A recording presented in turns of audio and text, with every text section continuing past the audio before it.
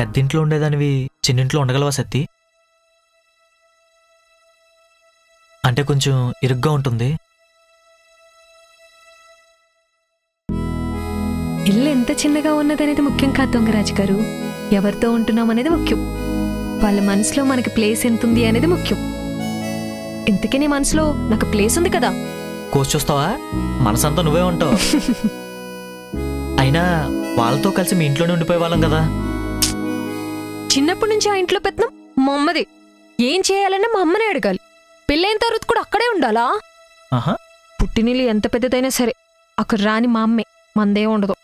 అదే మొగుడిల్లు ఎంత చిన్నదైనా సరే రాని మనమే, మనదే రాజ్యం, నా మాటే శాసనం. అవునా రాణి గారు? అయితే నేను మీకు మీ రాజ్యాన్ని చూపిస్తాను రండి.